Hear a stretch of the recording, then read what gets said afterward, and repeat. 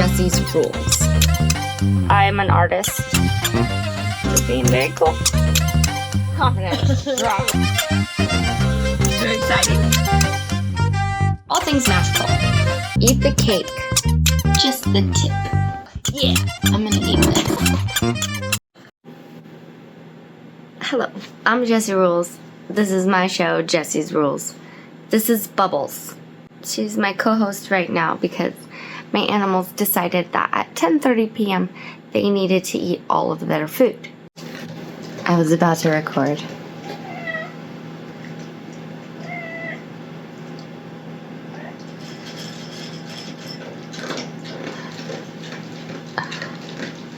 I had the pleasure of going to multiple concerts recently. Oh my gosh, I can't even remember them all.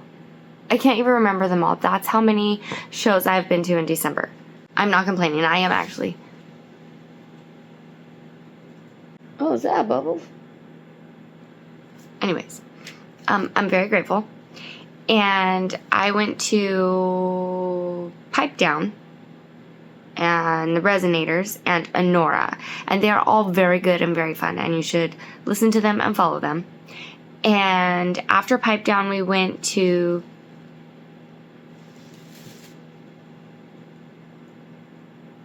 Something is moving over there. Hopefully it's just gravity.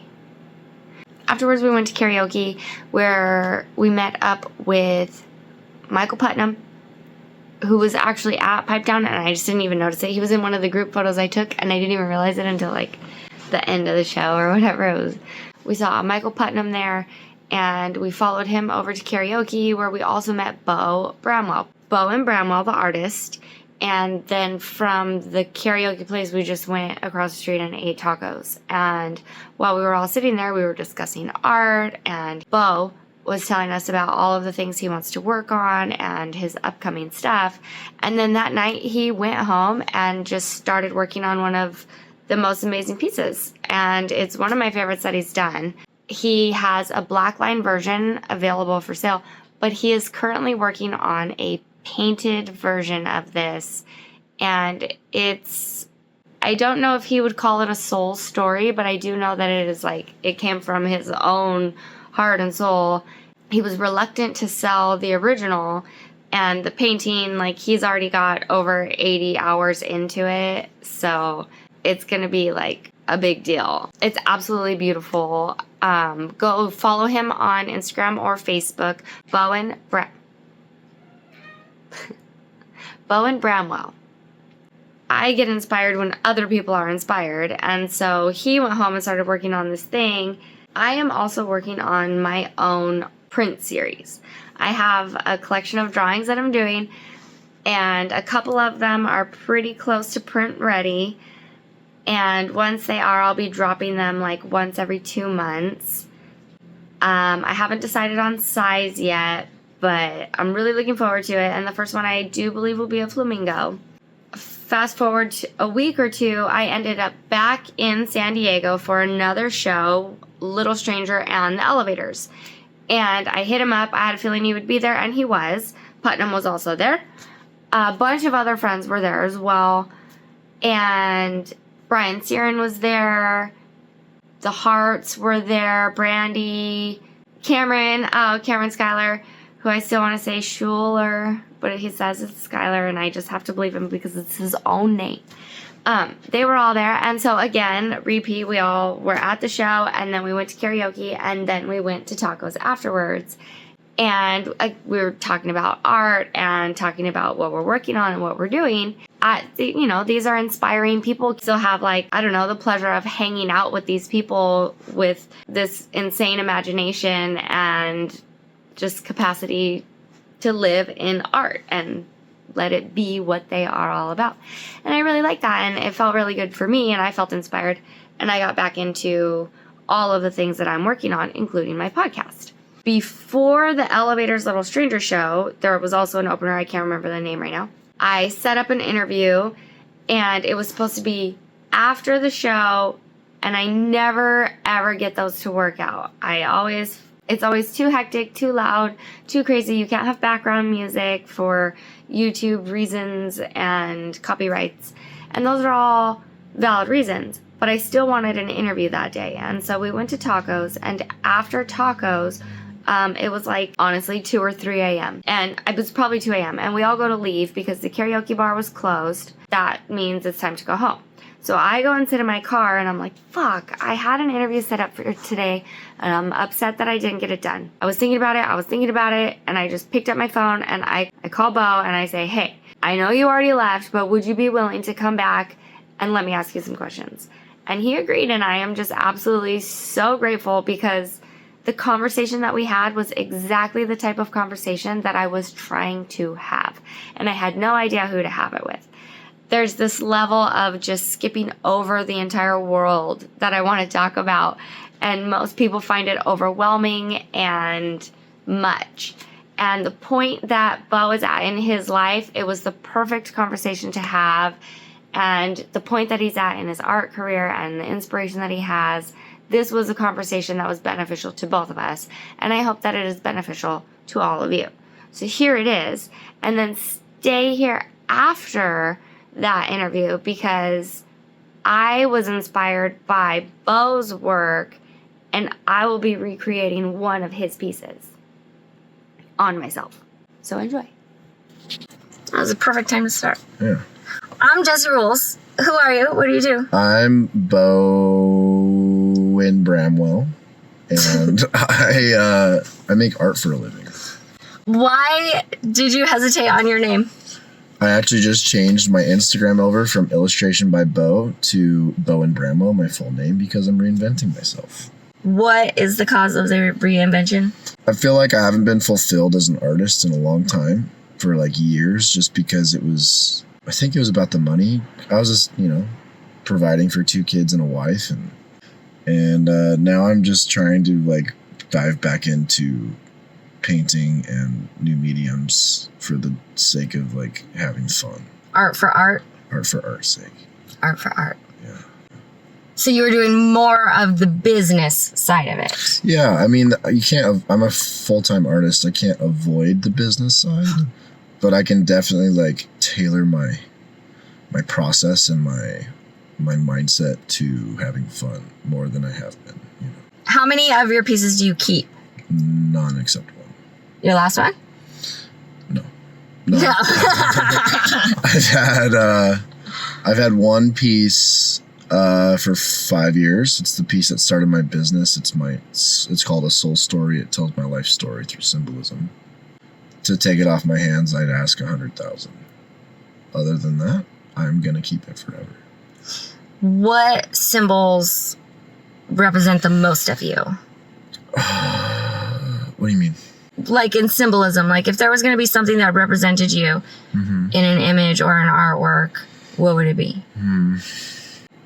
I think like most humans, I'm full of darkness and light, and something with night and day, Pretty simple, but I think when you break it down, like we're all the same thing inside, We're all a mixture of light and dark and different ratios.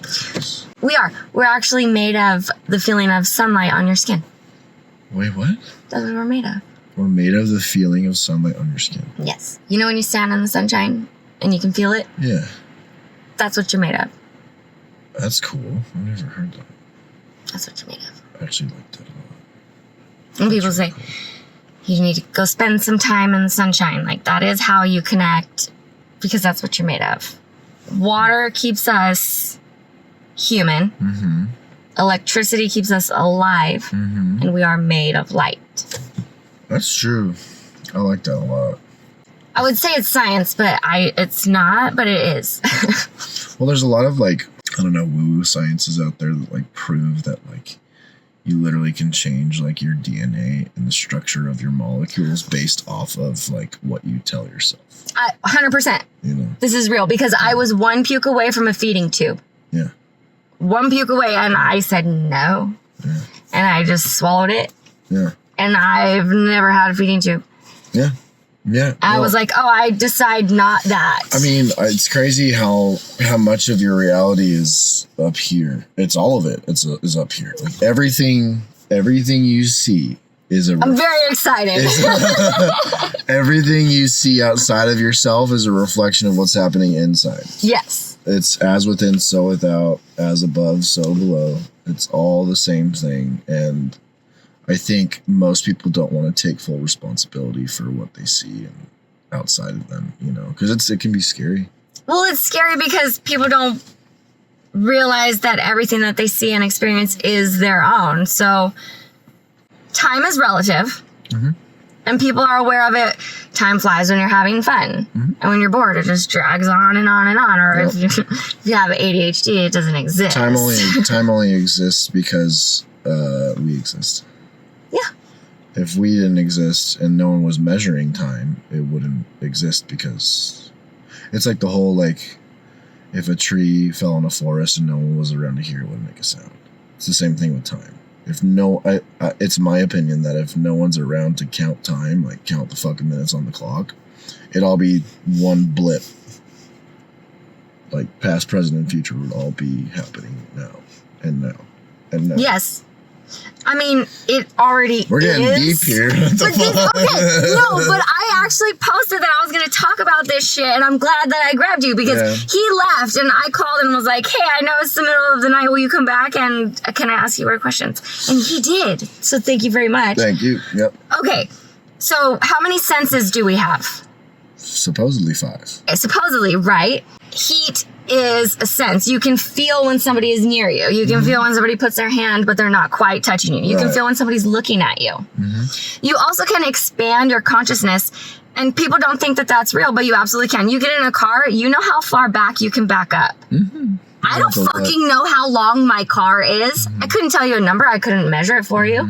But I know how far backwards I can go. Yeah, there's like spatial awareness. Yeah. Some people are better at it. Some people have less of it. Like if you lose an eye, you have different depth perception. Your spatial awareness is now different. We have these set number of senses, and they're all a little bit different for all of us. So none of us experience the same reality at the same time. No, especially like, I don't know, the whole idea of like people's opinions of you is insane, because every fucking person sees you as someone completely different than the last. Like, you're a villain to one person and you're a hero to another.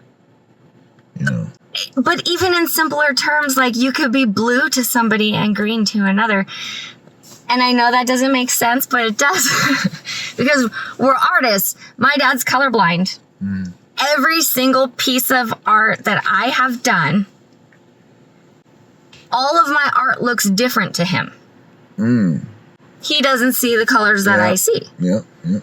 And so when I show him, I used to have this obsession where I would take all the blues and I would just do this crazy, intricate, tiny details thing in all the blues. Yeah. And then I would show my dad, and he was like, okay.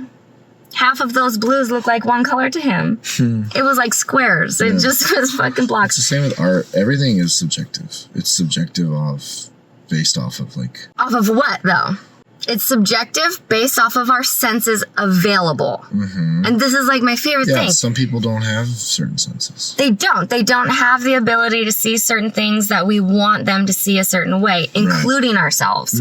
They'll be on a different mental frequency or level or life lesson, and they just can't see it. But like, it goes even bigger, because my favorite thing in the whole world is if you could get any plastic surgery made up, what would you get? Made up? What do you mean made up? I would get mantis shrimp color cones put in my eyes, because they have 12 color cones. That's dope. You'd be the best artist ever. Nobody would be able to see it except for me. Oh, true. That's interesting. I was thinking you could like create colors that no one else could see. But they can't see them, because I would be the only one with the cones. That's true. Yeah. And so I would be living in my own universe by myself. Yeah.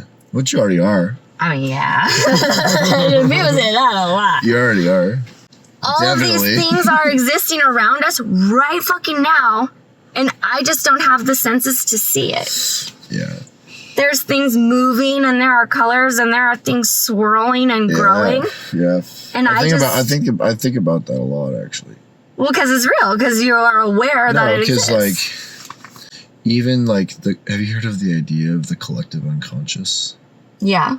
By Carl Jung. Well, I didn't know that guy. Carl Jung is a Swiss psychoanalyst that coined the term collective unconscious. And so the collective unconscious is essentially this idea that unconsciously or subconsciously we're all connected by a webwork of whatever.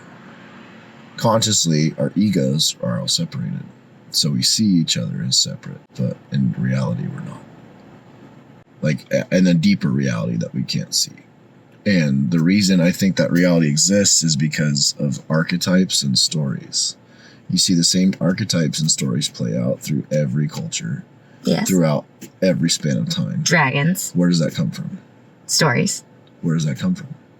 People. Where does that come from? I don't know.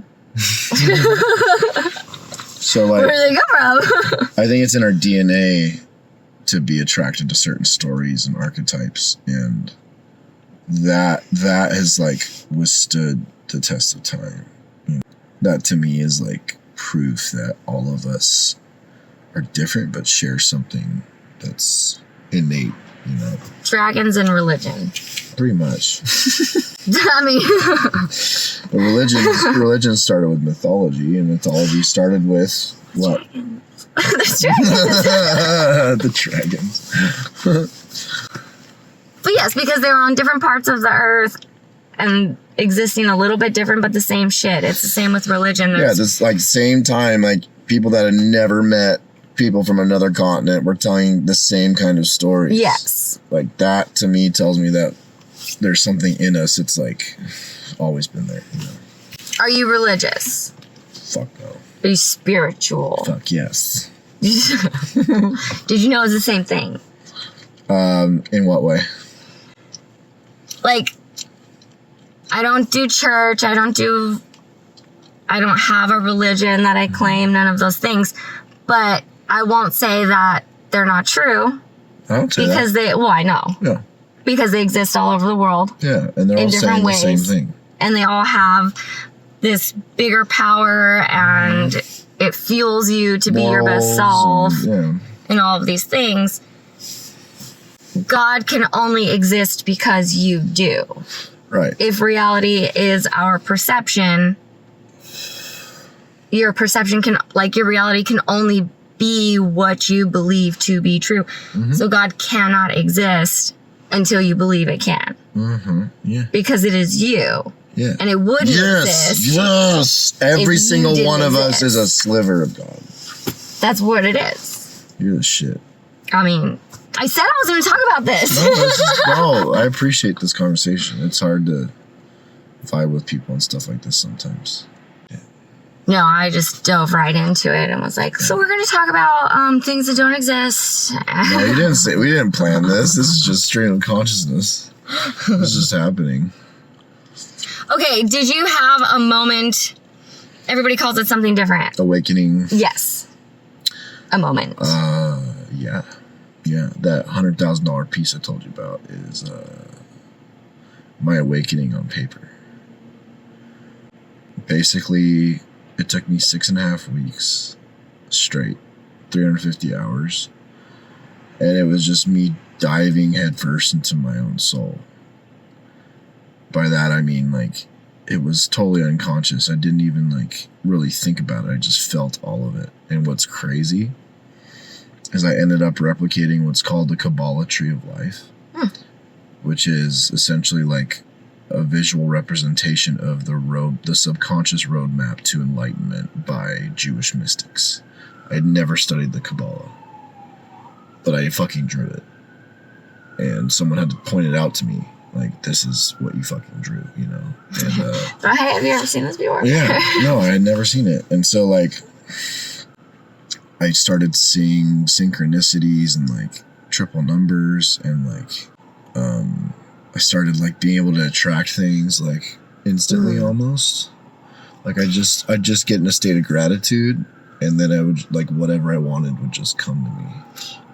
you know. And I didn't realize until that moment in time that I am God.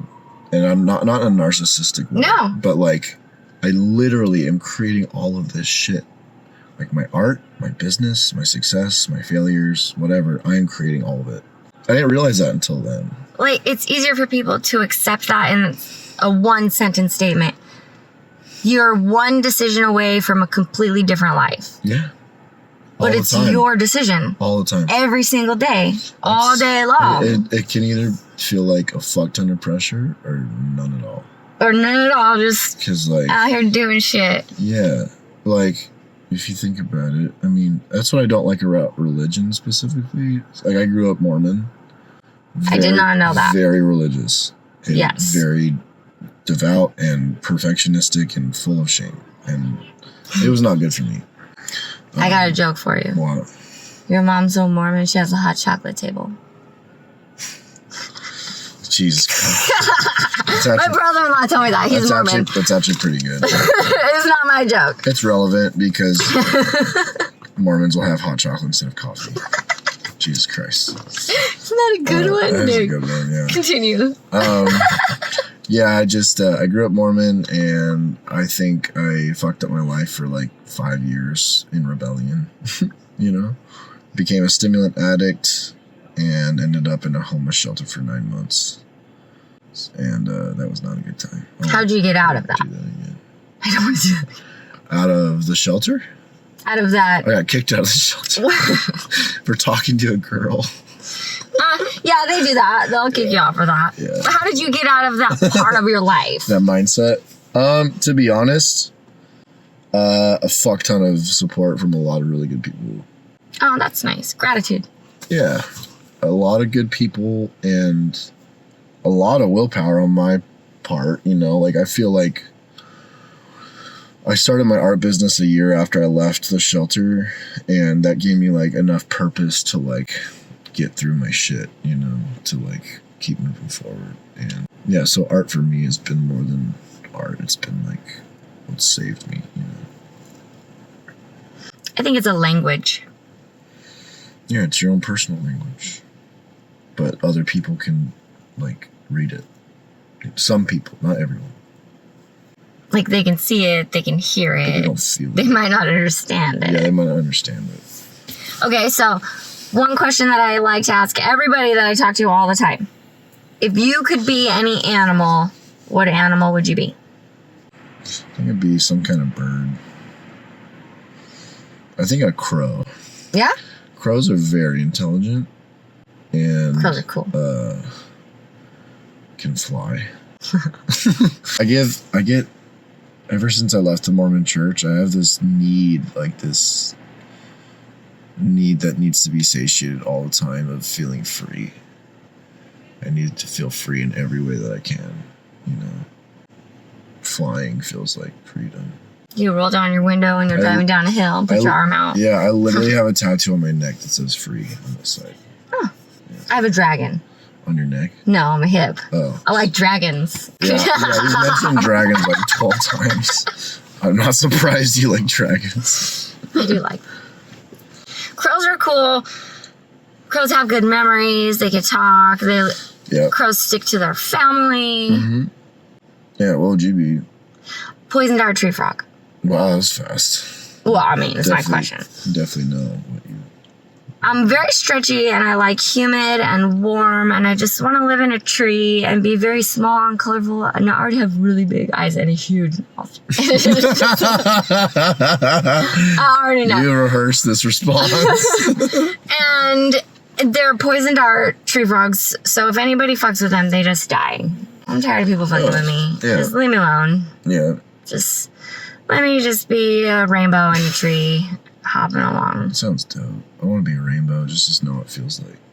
Oh my gosh. So the rainbow is my awakening. What do you mean? I can't remember, okay, so I had a period in my life where I was very, very sick. Mm-hmm. And then I got divorced. And I was very, very sick. And it was just really fucked up. And I was in and out of the hospital. And I got gastroparesis. And I was losing weight. And I couldn't eat or drink. And it was just really bad. And at one point I was standing in the shower. It was like in between a dream and a hallucination. Mm-hmm. But I was awake. I was aware of it happening. Yeah. I was in the shower, and then all of a sudden it was like a rainbow dropped on top of me, and I was inside the pink part. And it was all pink around me, which I guess it would be the red part of a rainbow, but it was pink. And it was like screens almost, and it was just flashing all these different parts of the world, and I was just standing there watching it all go by really, really fast. And then I just went, fuck, we're doing it wrong. And it was just me being hyper aware that the whole point of being alive and the whole purpose of anything at all is just love. That's it. It's either love or the lack of love. There's nothing else. You have to learn how to give it. You have to learn how to receive it. You have to learn all the different types and appreciate them for exactly what they are, and not glorify some and ignore others. You have to learn all the love. And the people who don't learn it, they come back and try again. And I just was standing there, and then it was gone. And then I was just like, well, I can't do this anymore. And I just kind of changed how I did everything. Wow. So it's like an overnight thing. I mean, the changes take longer. Yeah, the actual like application of the change takes a long time. But like the awareness of what needs to change, it sounds like it was pretty instantaneous. It was more of like, I already Maybe knew. It was building up. And I just was going along with what I knew was wrong. And so I had to go, okay, I have to do all the hard shit because I know what's right. And I'm not doing that. Yeah. Well, it's like in recovery from like addiction, like the first step is like acknowledging you have a problem, you know, acknowledging that you're not in a state of love. And I was not. I was just fear. Once that went away, I just shifted. If you can help someone, help someone. If you can make somebody's dreams come true and it does nothing, it doesn't take away at all, you know, do it. Fucking do it. Could you make someone's dream come true? I think a lot of my life has been ruled by fear. You know, I think it's easier to be ruled by fear. Absolutely.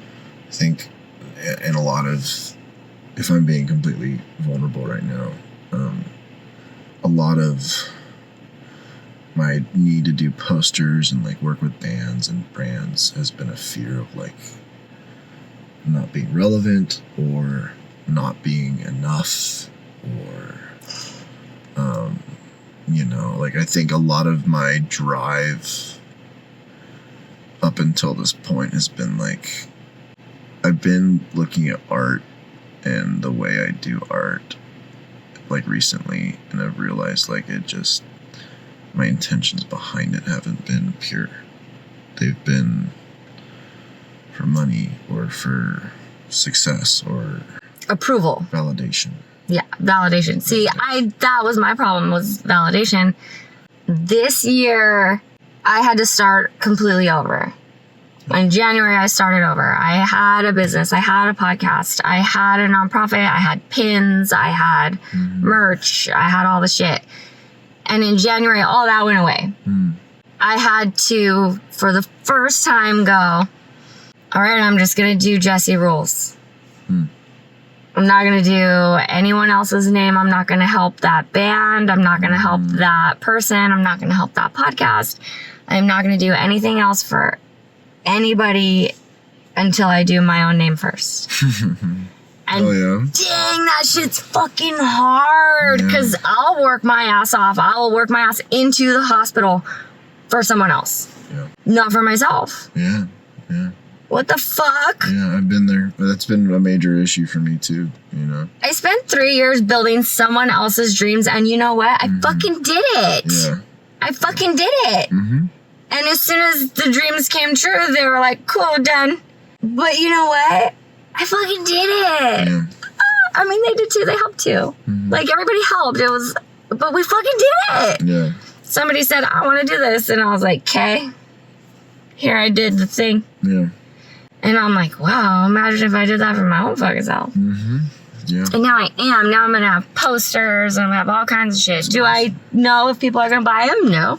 I'll just make my numbers really low and I'll be like, look, I sold out. Because there was only 12 bitches. Yeah, there you go. Strategy. Cater to me. Yeah. No, I mean, I relate to that because, like, that's part of the whole reinvention of, like, my business, you know, like, changing the name. Not even knowing what to call yourself. Yeah, it's more like,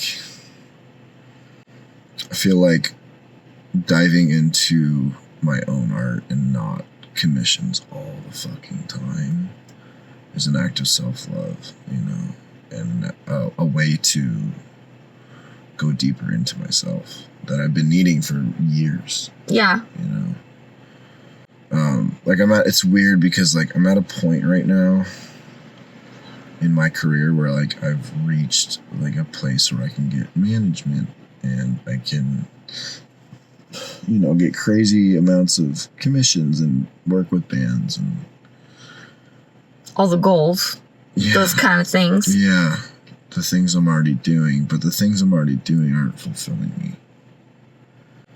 Yeah. Like a lot of people would, not to sound like conceited, but a lot of people would envy like what I'm doing. But it doesn't feel like as an artist, yes. Yeah. I could have envy for what you're doing. Mm-hmm. But as an artist, I also understand what you're saying. Yeah. Where I'm like, yes, but that makes it a job. Correct, and it's no longer a way to. You're not expressing yourself. You're expressing. You're not expressing yourself. Yes, exactly. And that's kind of my goal for the next while is to just. And honestly, I think the best art comes from self-expression. You know, I did a piece recently. It took me 2 days. It was a pencil sketch, and it's the best piece I've done in years. Trees and mushrooms. Yeah. We literally sat at a table and talked about trees and mushrooms, and then the next day he drew the whole thing, trees and mushrooms. Mm-hmm. I was like, I like that shit. It's like quality-wise, it's like way better than what I'm used to because I'm pouring into myself. Inspired. Yeah, and so like it's a kind of counterintuitive. Like if I'm coming from a place of fear, I'll continue to do commissions all the time and not my own shit. If I'm coming from a place of love, I will do my shit and it will sell way more than what I'm doing for other people. It would sell for more too because you would have more value put to it. And people will feel it. Because it's part of you. Yes, people actually like, that's the first piece I've done in a while. People are like, dude, I can feel the immensity of this piece. I'm like, yes. Like that is, when I feel it, other people feel it. You know? Yeah, it's just like, do I go the money route or do I go the fulfillment route? But the fulfillment route is going to, in the end, is going to bring me more money than... It's law of attraction. It's opposites of what you think to do, you know. Yeah. You just do a little bit of both and then you go, I'm going to make that one side do both. Mm.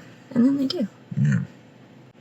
What would you describe your art style as?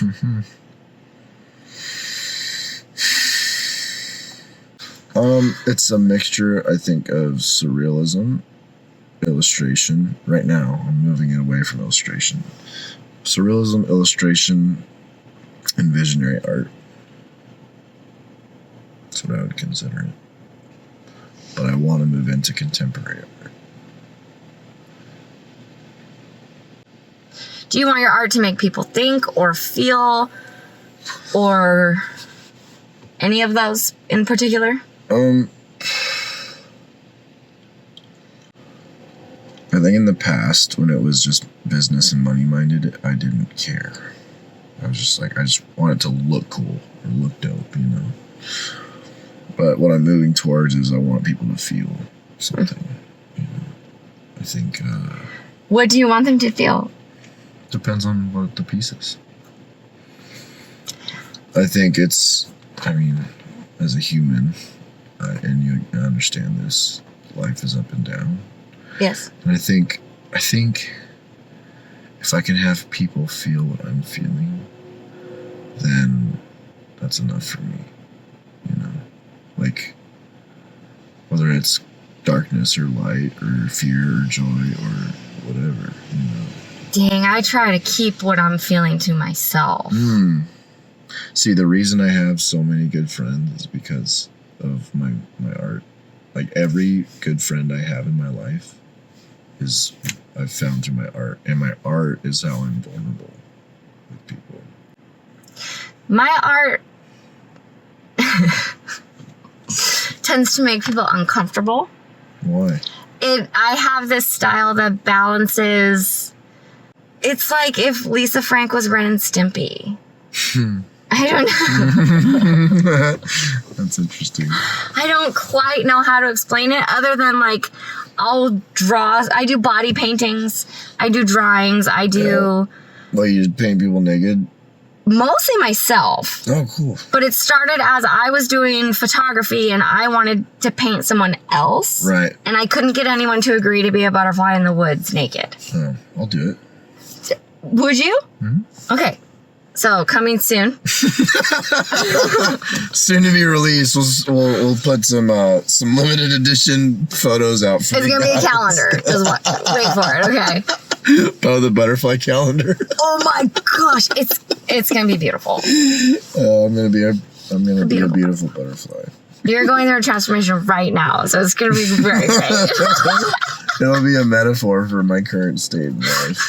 It's gonna be nice. Naked and free as a So, butterfly. but nobody wanted to do it, so I was like, "Fuck you guys, I'll do it myself." And so I was the naked butterfly. Yeah, to ask someone to get naked in the woods is kind of a big ask for some people. Not me. Obviously, I ask these things of my friends. Yeah, I mean, yeah. Hey, friend, get naked in the woods. I literally did a butt painting class. Come on, I painted my friend's butt cheeks. Oh, really? Yeah, and then stamped it on the thing, You stamped it on what? like a canvas, so they have butt prints. Oh, that's cool. It's very sexy. Yeah, yeah. Yes, I do ask my friends to take their pants off. Yes, I do. Is that part of the interview? No, you do your best.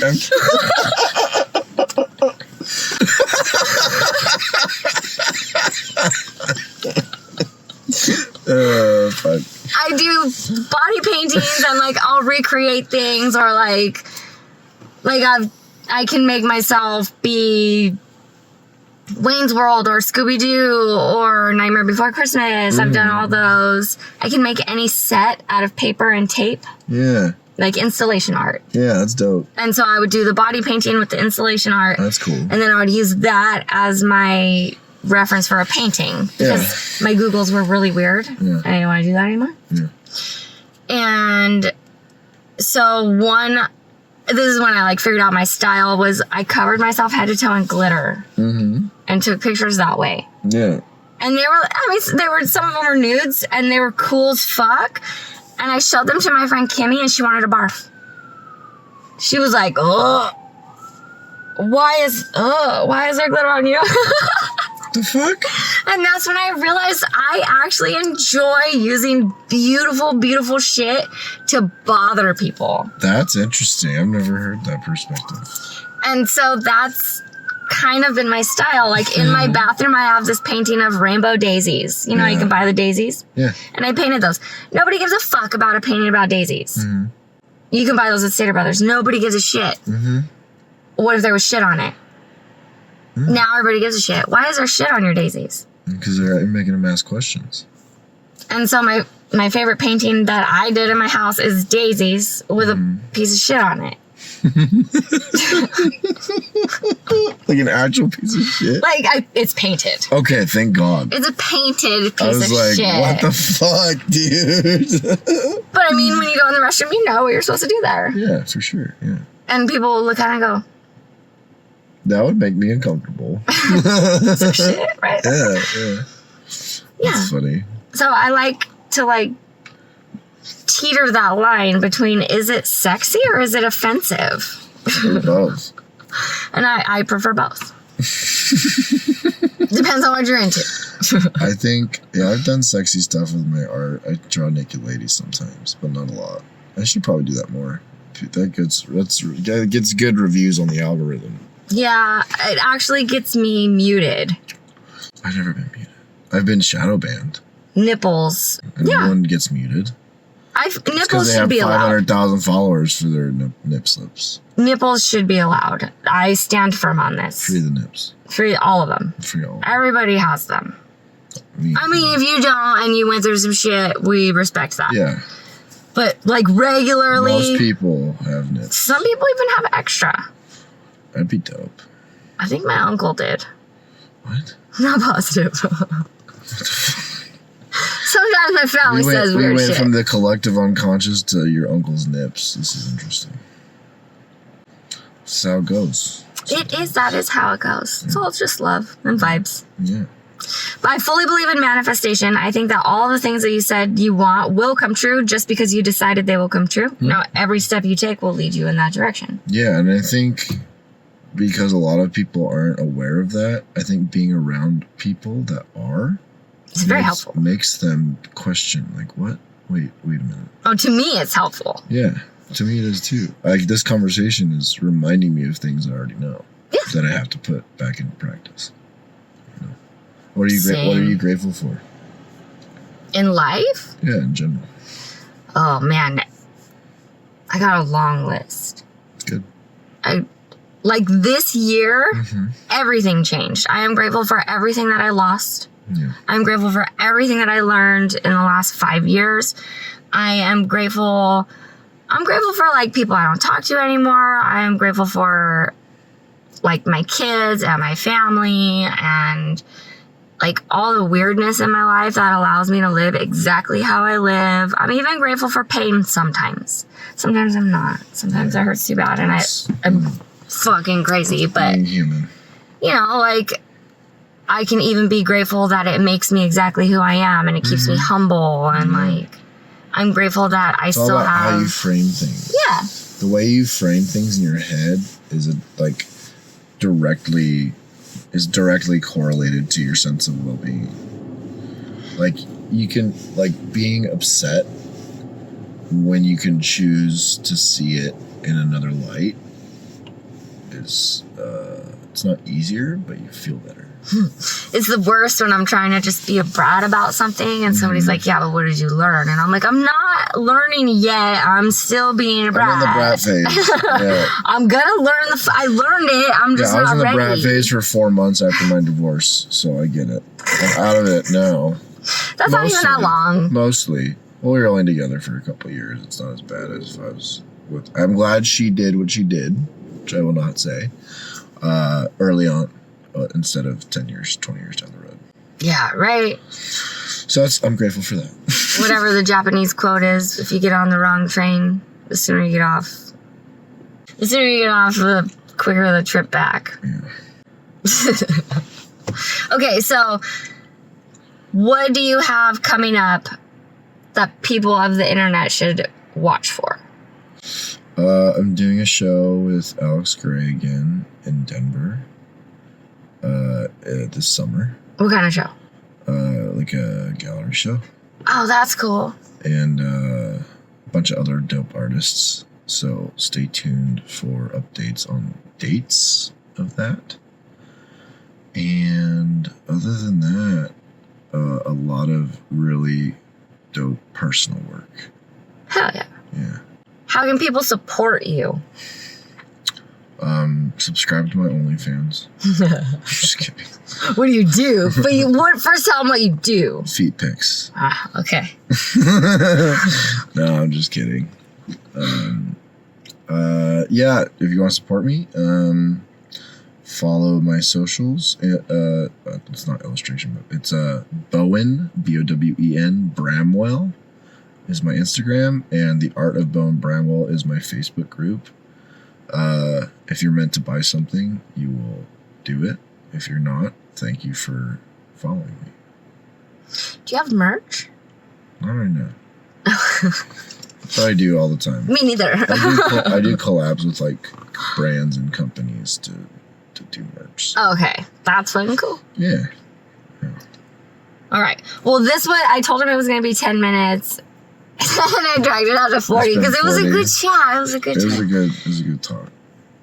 And so I will keep posted updates of his shit to share for the internet. I appreciate it. And yeah. So we're wrapping it up. Yep. And thank you very much. Thank you. Fuck yeah. Yeah. I am officially going to bed. This is my body painting. I wanted to do this body painting head to toe. I did run out of time. It is the middle of the night. I do all of my body paintings and podcasting while my kids are sleeping because I no longer have somewhere else to do it. So it's the middle of the night. I am covered in eyeballs and I have to go shower so that I can wake up in 5 hours to get my kids ready for school and hope that I'm not purple. Bo, thank you so much for doing this interview with me. I needed this conversation. I was wanting this conversation, and I honestly do believe that both of us benefited from having it, and I hope that more people benefit from hearing this conversation that we had. Because Earth is not just a place that we are, it's a lesson to learn, it is love to give, it is things to experience, and no matter what your beliefs are, we're all here to do the same thing. Having other like-minded artists around me helps me be my best self. So I'm absolutely grateful that I was able to hang out with Bo and that he was willing to do this interview. I hope that I did his artwork justice. I will do a better job next time. I really want to revisit this head to toe. Go check out Bo's new work because that whole painting is full of love. It's very cool. Keep following my pages, my Instagram, and my YouTube, and my Facebook, because in 2025, I will have prints and artwork of my own, and I have a whole series I've been working on, and if I don't get it done in January, bother me, because I have it. I just need to go through the trouble of ordering it and having the prints, and I'm a lagger. So, thank you again. Thank you guys for being here. I had the honor of hosting a benefit show for Al Scholl. Now, it feels a little weird to tell this story while painted as an angel, but I'm going to do a very quick summary. This past weekend, I had the honor of co-hosting with Ross Mike of Nug Radio a benefit concert for Al Scholl. alschollart.com or alschollart@gmail.com. If you are able to donate or help, go look him up. He is an artist in the music community, and he's going through a really shitty, rough time. He's had surgery, and his wife is taking care of him, and community is the new healthcare. So while I was hosting that benefit, we were all standing up on a ledge, and a train was passing by. And we noticed the train slowing down, and then we noticed the train stop right there. Like we were watching the train, okay? And the conductor came out and started walking around. A man picked up a baby and went behind the train. It was just a very weird moment, and we were all standing there going, what the fuck just happened? While I was at this benefit show with multiple bands and friends and family and people there to support this man fighting for his life, somebody right next to us chose to end his life with the train. It was weird that we were right there and watched it happen, but we didn't watch it happen. The juxtaposition was this. I was standing outside smoking a joint with Maureen, and on one side you could hear live music dedicated to a man who wants to live longer, and on the other side was the dinging of the train and shovels. And for a moment I felt a little bit numb and invisible, and I just stood there going, how strange to be directly in between these two things. And it just reminded me that it's all just a blink, and we only have the time that we have, and so make the best of it and show the love that you have to show. And I send love to whatever soul that was that decided right then and right there to go. I was just grateful. I'm grateful to be alive and healthy enough to do all of the things that I love. And I'm grateful for this interview and for people who allow their minds to think that way. And I look forward to all of the shit that's to come. It's going to be wonderful. Thank you guys. Love you. Okay, bye.